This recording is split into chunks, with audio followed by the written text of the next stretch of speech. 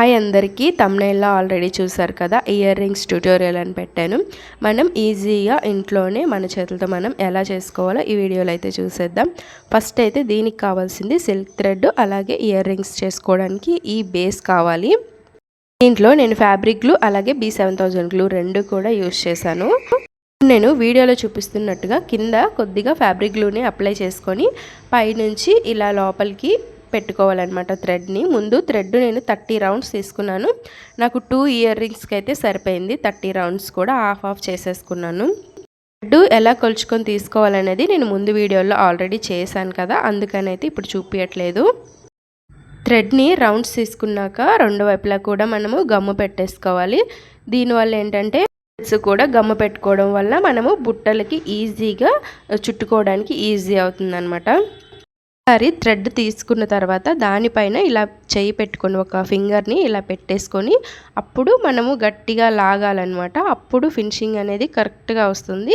ఆ చివరి వైపు ఉన్నదాన్ని ఇలా లోపలికి పెట్టి లాగేయటమే, ఇంకా అంతే. మొత్తం అంతా కూడా చేసేసుకోవాలి. ఎక్కడైనా చిన్న చిన్న గ్యాప్స్ అనిపిస్తే దాన్ని మనం అడ్జస్ట్ చేసుకొని చేసేసుకోవాలి. బుట్ట మొత్తం ఇలానే చేసుకున్న తర్వాత లాస్ట్లో మనము మళ్ళీ ఫ్యాబ్రిక్ గ్లూని అప్లై చేసి దాన్ని లాక్ చేసుకోవాలన్నమాట థ్రెడ్ని. ఫస్ట్ టైం చేసే వాళ్ళకి థ్రెడ్ కొద్దిగా డిస్టర్బ్ అవుతుంది, అయినా పర్వాలేదు. మనము డిజైన్ పైన వేసేస్తాం కదా, అదేమీ కనిపించదు మీకు.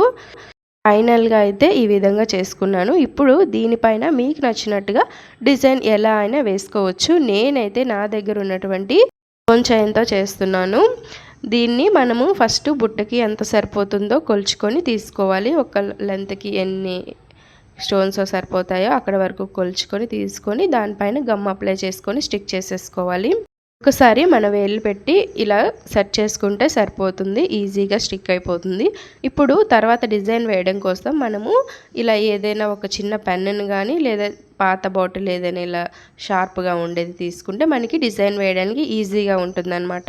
చేత్తో పట్టుకొని వేయలేము కదా, కింద పడిపోతూ ఉంటుంది. అందుకని ఇలాంటి స్టిక్ ఉంటే ఈజీ అవుతుంది.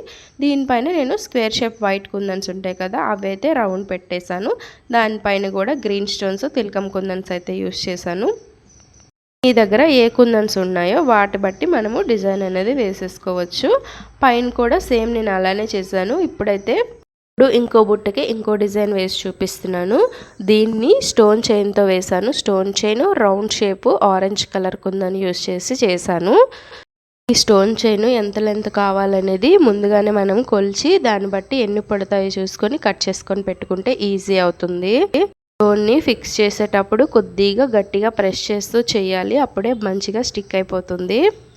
దీని పక్కన కూడా గ్లూని అప్లై చేసేసుకొని ఆ రౌండ్ షేప్ కుందన్స్ని యూస్ చేసి డిజైన్ వేస్తున్నాను. మీ దగ్గర ఏదైనా మెటీరియల్ ఎక్స్ట్రాగా ఉంది అనుకుంటే వాటిని కూడా తీసుకోవచ్చు. నేనైతే సింపుల్గా ఉండాలని ఇలానే వేస్తాను. ఇప్పుడు కుందన్స్ స్టిక్ చేసుకునే పెన్ ఉంటుంది కదా, దాంతో మనము మొత్తం కూడా స్టిక్ చేసేసుకోవాలి. లైన్ ఒకదాని పక్కన ఒకటి స్టిక్ చేసుకున్నాను. ఇప్పుడు ఒక కాసుని తీసుకొని దీనిపైన రౌండ్గా అయితే కుందన్స్ని స్టిక్ చేసుకుంటాను. మీకు దగ్గర నుంచి కూడా చేసి చూపిస్తాను, ఒకసారి చూడండి. మీ ఐడియాని బట్టి మీకున్న క్రియేటివిటీని బట్టి ఎలా అయినా వేసుకోవచ్చు. నేనైతే జస్ట్ నార్మల్గా రౌండ్స్ పెట్టేసి దాని మధ్యలో కూడా పెట్టేశాను. అండ్ ఇంకొక దానికి కూడా ఇలాగా కింద బుట్టకి మనం ఏ కలర్ కుందన్స్ అయితే యూస్ చేసామో ఏ షేపు ఏ కలర్ అవే యూస్ చేసి పైన కూడా నేను రెడీ చేసుకున్నాను.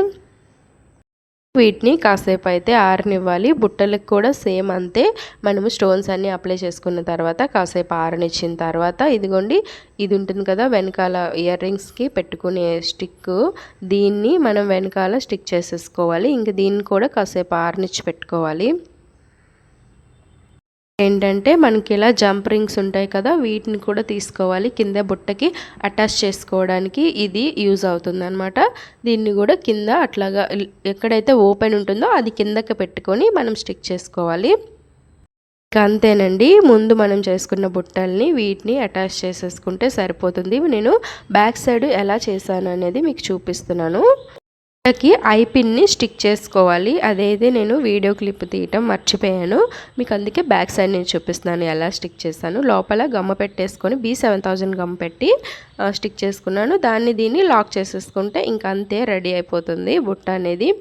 చాలా బాగున్నాయి కదా, మీకు కూడా నచ్చినట్లయితే వీడియో మీకు కూడా యూస్ఫుల్గా అనిపిస్తే మాత్రం ఒక లైక్ చేసి మాలతి థాట్స్ని సబ్స్క్రైబ్ చేసుకోండి. అంతే ఈ వీడియో. బాయ్ అందరికీ.